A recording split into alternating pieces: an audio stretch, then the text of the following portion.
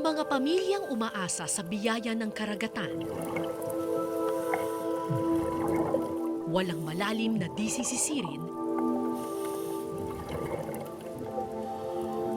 walang lungga na di papasukin.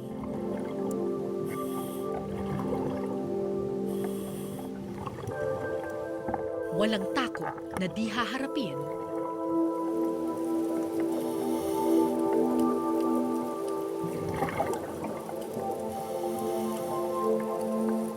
Susuyurin ang lawak ng karagatan, may maihatid lang sa hapagkainan.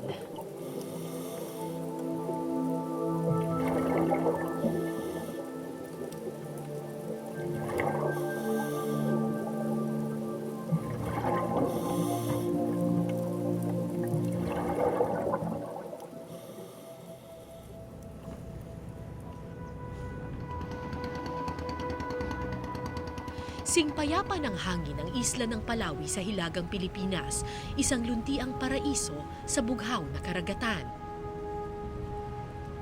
Pero may kakambal na peligro ang buhay sa paraiso.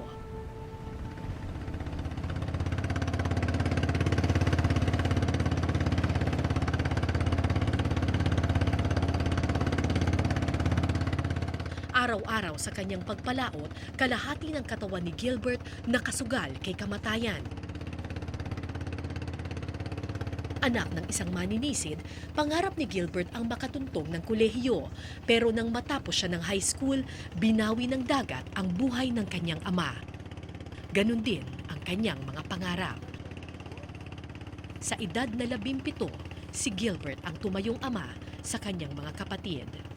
Simula na nung namatay yung father ko, mami, wala na kaming pagkukunan ng pagkain. Kaya Tumigil ka. tumigil ako sa pag-aaral, ma'am. Pinilit ko yung sarili ko na nag-tender muna ako noon, ma'am. Tapos nung medyo nahihirapan na rin akong mag-tender, nag-training ako na mag-divers. Tapos nung medyo kaya ko, nag-divers na ako.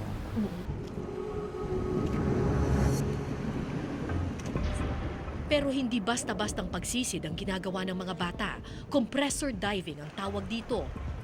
Isang peligrosong uri ng pagsisid dahil ang hangin mo sa ilalim manggagaling lamang sa isang manipis na hose na nakakabit sa isang makina. Pag minsan, ma'am, pag yung hose mo, pag malakas ang agos, pag naisingat sa bato, tapos na bali, nawalan ka na ng hangin, doon po nakukuha yung mga tama, ma'am. Yung nakukuryente, yung nalulumpo, ganun. May mga namatay na ba dyan sa trabaho yan? Marami na rin po, ma'am. Isang madilim na lungga ang papasukin ng grupo ni na Gilbert. Dito raw nagtatago ang hanap nilang lobster o banagan kung tawagin ng mga taga-Palawi, isang uri ng lamang dagat na may matatalas na sungay.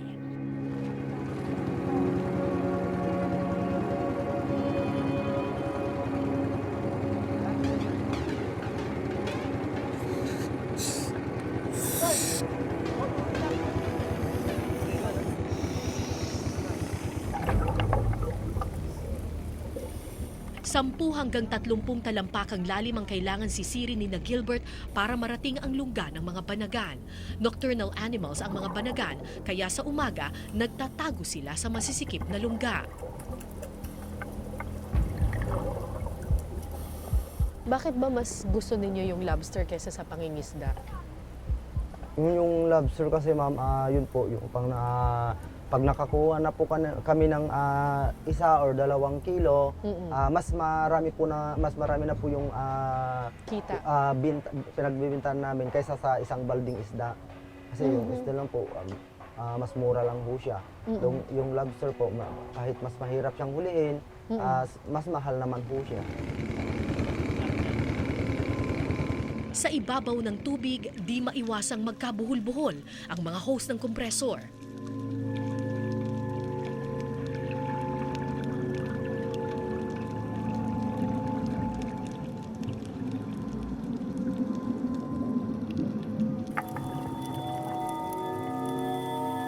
Sumama ako sa pagsisid para makita ng malapitan ang peligrong pinapasok ng mga bata.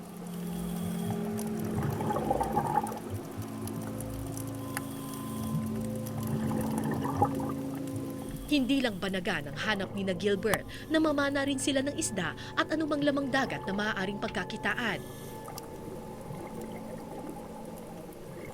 Kumpara sa isda, mas mahirap hulihin ang Banagan. Kailangan kasi buhay itong maidadala sa palengke. Talagang dadakmahin mo siya ng talaga sa kamay mo. Na hindi mo gagamitin yung pana na ipana mo sa kanya. At bawal din ho na masugatan yung lobster. Kasi pag nasugatan ho yung lobster na ibebenta mo kay Manang Lina, hindi niya rin po kukunin kasi mamamatay din ho yun.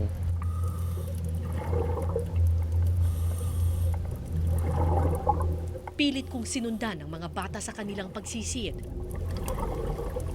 Pero sa isang punto, napaatras ako sa takot nang pasukin na nila ang madidilim na lungga na halos kasya lang ang isang tao. Nakita namin minsan pumapasok kayo dun sa mga butas. Opo, ma'am. Oo, yun ba yung pinakadelikado? Opo, ma'am. Kasi pag pumasok ka naman sa mga butas, ma'am, tapos namatayin ka ng makina, hindi ka naman basta-basta makalabas, ma'am. Tapos, Pag hindi ka nakalabas o yung hose mo sumabit, Wala medyo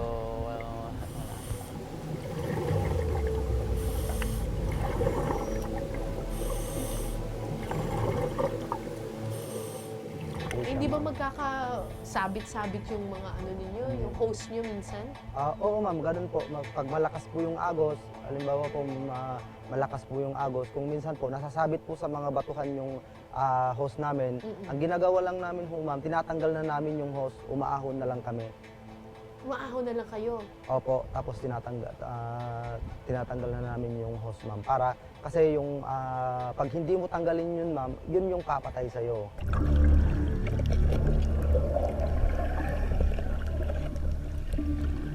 Mahigit isang oras na sila sa ilalim pero wala pa rin silang nakukuhang Banagan. Kailangan nang makipagsapalaran.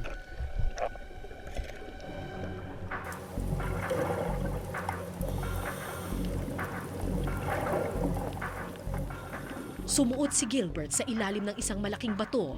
Sinundan ko ang bata. Kumapit ako sa bato pero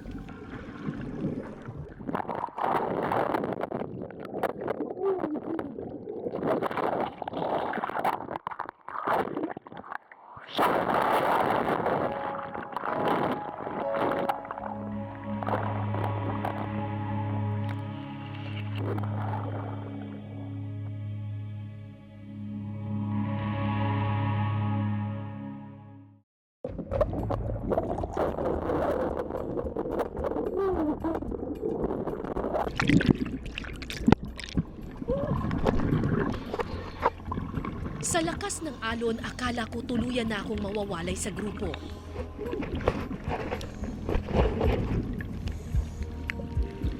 Mabuti na lang at may kasama kaming divers mula sa Coast Guard. Mabilis akong nahatak sa mas ligtas na parte ng dagat.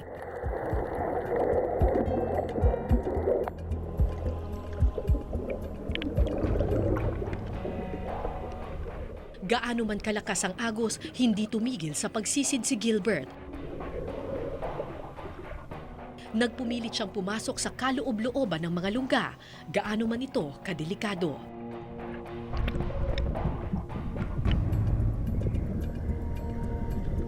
Maya-maya, nagbunga din ang kanilang sakripisyo.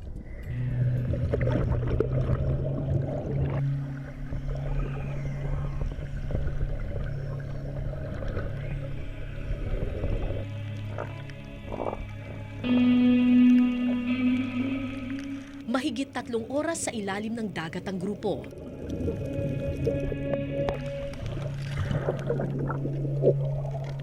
Pero 2 Banagan lamang ang kanilang nahuli.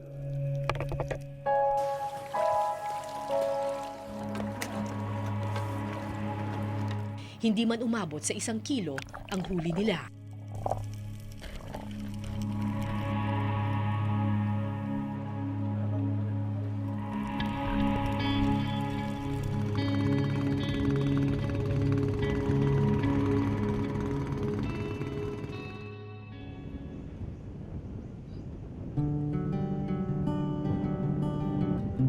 Pag-uwi sa bahay, naghihintay ang pamilyang umaasa sa kanyang iuuwi. Ay, sino to? Sa dingding, nakasabit ang litrato ni Gilbert nang magtapos siya sa high school. Marami siyang pangarap, pero sa ngayon, pangarap muna ng mga kapatid ang mauuna. Ba't mas importante yung pangarap ng mga kapatid mo kaysa sa pangarap mo? Kasi po, ma'am, nauna na ako, ma'am. Sila ay nandun pa lang sila sa mga elementary, ma'am. Eh, ako naman ang mas malakas, ma'am. Kaya bata pa naman sila, ma'am.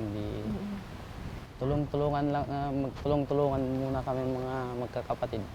Ano dapat ba ang pangarap mo? Pangarap ko po sana, ma'am, magsisiman po sana ako. Pagkatas ng high school. Opo. Kaso lang po, namatay naman na yung father ko, kaya hanggang doon na lang po yung kaya ko.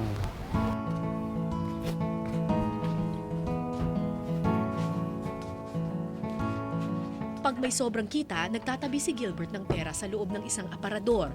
Umaasang balang araw, makakaipon din siya ng sapat para matupad ang sariling pangarap. May naipon ka na ba? Meron na rin, ma'am. Kunti. Magkano na yung naipon mong pera? May 3,000 lang yata. 3,000. Hindi mo ginagalaw yon. Hindi po. Pagdating ng hapon, nakita kong muli si Gilbert sa dalampasigan. Dahil kulang ang nahuling banagan nung umaga, nagdesisyon ng grupo na pumalaot muli. Nangutang sila ng pondo para sa pagkain, kompresor at gasolina. Pero may dalang peligro ang gabi. Habang lumalalim at habang dumidilim, lalong lumalapit sa sugal ng kamatayan ang mga maninisid. Nagtagal kami sa ilalim ng dagat ng mga 2 hours. Tapos nakasalubong ako ng malamig. Malamig sa ilalim po. Parang nakakon ako sa yelo. Doon na po yung katawan ko. Tapos umahon na po kami. Pag-ahon ko po, hindi na po may galaw itong mga katawan. Si Edmar ang isa sa pinakamahusay na maninisid noon sa Palawi. Ngayon, ito na siya. Lumpo, paralisado. Katunayan po, ma'am, marami na yung namatay dito sa amin sa paninisid lang. Pero wala pong magawam dahil yun po ang alam kong hanap buhay dahil hindi naman ako nakapagtapos sa pag-aaral. Kasama ni Edmar noon ang kanyang kapatid na si Ambong. Kwento ni Ambong, sumobra sa lalim ang kanilang sinisid. Medyo matagal kasi po, umabot kami ng 2 oras. Tapos, inulit na naman yung sinisir namin. Mga kwan din yun. 2 oras din. Kasi pangatlong beses namin na sinisid yun. Pangatlong sisid namin, medyo natagalan konti kasi maraming isda eh. Tapos nung napuno na yung sinaya niya, yung paglagyan niya, umahon na siya. Tapos, Pero di ba ang sabi kailangan yung pag-ahon, mabagal lang? yes, ma'am. Oo. Pero yung kuya mo, Mabilis siyang umangat yan, ma'am. Habang tumatagal sa ilalim ang maninisid, napupuno ng hangin mula sa kompresor ang kanyang dugo. Kailangang mailabas ang lahat ng ito bago siya umahon. Kung hindi, maaari itong makaapekto sa utak at magresulta sa kamatayan.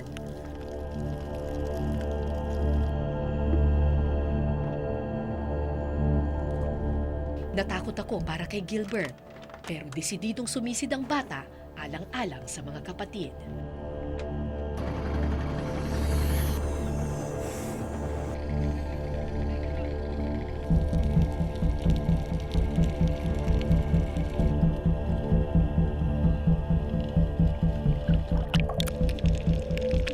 Sumama ako sa pagsisid ni na Gilbert.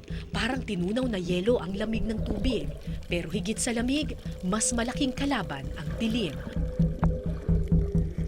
Aandap-andap na liwanag lamang ang gamit ng mga maninisid para pasukin ang lungga ng mga banagan.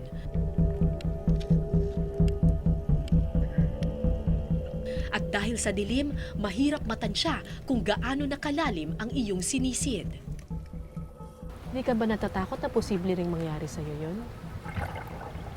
Natatakot rin man pag minsan, pero yung mga iba nga ma'am, sobrang ano pa nilang maglangoy, natatamahan ko.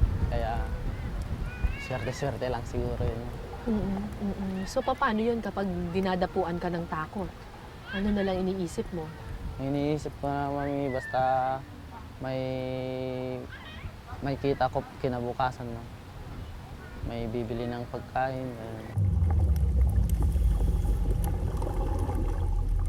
Makalipas ang ilang minuto, nakahuli sina Gilbert ng banagan.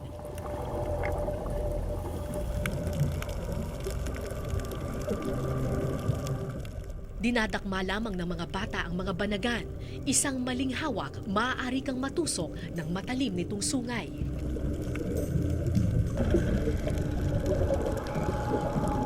Depende kasi sa lobster na pangdak mo, ma'am. Kung nakaharap po siya, obligado ho na matutusok ka. Kung nakatalikod po yung lobster, obligado din ho na hindi ka matutusok. Kasi yung tinik niya po, nakakuan po sa harap.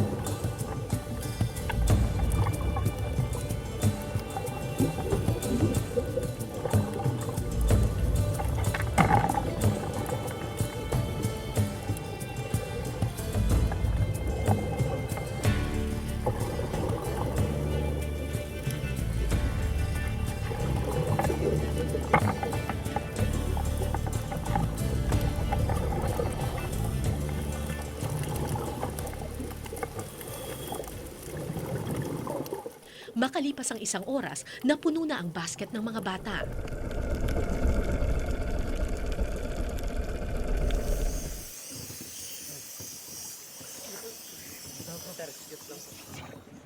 Akala ko tapos na silang sumisid, pero hindi tumigil si Gilbert. Kulang pa raw ang kanyang nakukuha.